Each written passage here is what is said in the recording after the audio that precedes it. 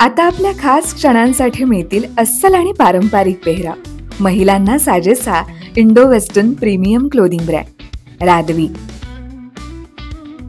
जिथे तुम्ही मूळ चंदेरी पासून लिनन पर्यंत प्रत्येक भारतीय वस्त्रातील पेहराव खरेदी करू शकता।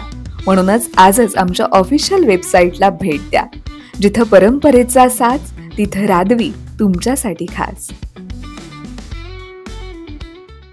नमस्कार, मी विश्वजित। न्यूज अनकटच्या स्पोर्ट्स अपडेटमध्ये आपलं स्वागत। जाणून घेऊयात क्रीडा विश्वातील काही महत्त्वाच्या घडामोडी। इंग्लंड विरुद्ध टीम इंडिया यांच्यातील तिसऱ्या कसोटी सामन्यातील पहिल्या दिवसाचा खेळ संपला। यजमान इंग्लंडने दिवसभराच्या खेळात 250 पार मजल मारली। टीम इंडियाला 4 विकेट्स घेण्यात यश आलं। इंग्लंडने 83 ओव्हर्समध्ये 4 विकेट्स गमावून 251 धावा केल्या। इंग्लंडकडून माजी कर्णधार जो रूट आणि कर्णधार बेन स्टोक्स ही जोडी नाबाद परतली, तर टीम इंडियासाठी नितीश कुमार रेड्डी यानं सर्वाधिक 2 विकेट्स मिळवल्या। श्रीलंका आणि बांगलादेश यांच्यातील 3 सामन्यांच्या पहिल्या T20 सामन्यात श्रीलंकन संघ भारी ठरलाय।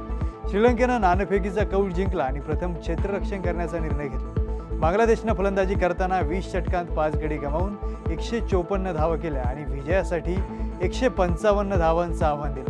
या मालिकेतील पहिल्याच सामन्यात श्रीलंकेनं बांगलादेशचा 7 विकेट राखून पराभव करत मालिकेत 1-0 ने आघाडी घेतली।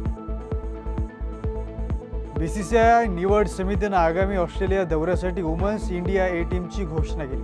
वुमन्स इंडिया ए टीम या दौऱ्यात ऑस्ट्रेलिया ए विरुद्ध भिडणार आहे। उभय संघात T20 आणि एकदिवसीय मालिका खेळवण्यात येणार आहे। या दोनही मालिकेत प्रत्येकी 3-3 सामने होणार आहेत। त्यानंतर 4 दिवसांच्या सामन्याने या दौऱ्याची सांगता होणार आहे। राधा यादव या दौऱ्यात नेतृत्वाच्या भूमिकेत असणार आहे, तर मिन्नू मनी हिला उपकर्णधार करण्यात आले। भारत आणि इंग्लंड यांच्यातील तिसरा कसोटी सामना सुरू आहे। दरम्यान लॉर्ड्स येथील प्रसिद्ध मेरीलेबोन क्रिकेट क्लब संग्रहालयात मास्टर ब्लास्टर सचिन तेंडुलकरच्या एका खास चित्राचं उद्घाटन करण्यात आलं। कलाकार स्टुअर्ट राईट यांनी हे चित्र काढलं असून सुमारे 18 वर्षांपूर्वी सचिनच्या घरी काढलेल्या एका छायाचित्राच्या आधारे ते तयार करण्यात आले। हे चित्र या वर्षीच्या अखेर नंतर लॉर्ड्सच्या ऐतिहासिक गॅलरीत ठेवलं जाणार आहे।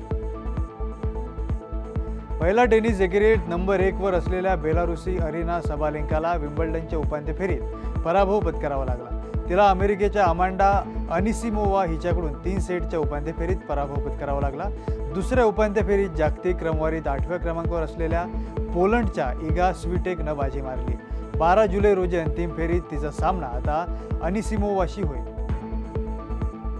आंतरराष्ट्रीय फेडरेशन फुटबॉल असोसिएशनच्या क्रमवारीत भारतीय पुरुष फुटबॉल संघाची 6 स्थानांनी घसरण झाली। संघ आता 133व्या स्थानावर घसरलाय, जी गेल्या 9 वर्षांतील सर्वात वाईट क्रमवारी। यापूर्वी डिसेंबर 2016 मध्ये भारताचे सर्वात खराब रँकिंग 135 होतं, तर भारताचे आतापर्यंतचे सर्वोत्तम फिफा रँकिंग 94 आहे, जे फेब्रुवारी 1996 मध्ये प्राप्त झालं होतं। भारताचे आता 1113.22 गुण आहेत, जे पूर्वी 1132.03 होते।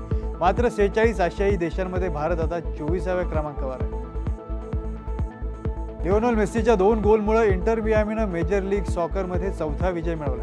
अमेरिकेतील जिलेट स्टेडियमवर झालेल्या सामन्यात इंटर मियामीनं न्यू इंग्लंड रिव्होल्यूशनवर 2-1 असा विजय मिळवला। या 2 गोलसह मेस्सी MLS च्या इतिहासात सलग 4 लीग सामन्यांमध्ये 2 गोल करणारा पहिला खेळाडू ठरला। इंटर मियामीनं या 4ही सामन्यात विजय मिळवलाय। आता मेस्सीनं या हंगामात 15 MLS सामन्यांमध्ये 14 गोल केले।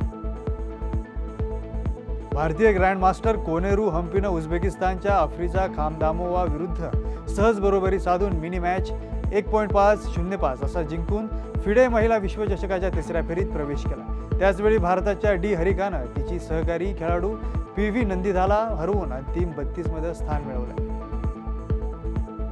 या बातमीसह स्पोर्ट्स अपडेटमध्ये इथेच थांबूयात। पाहत रहा न्यूज अनकट।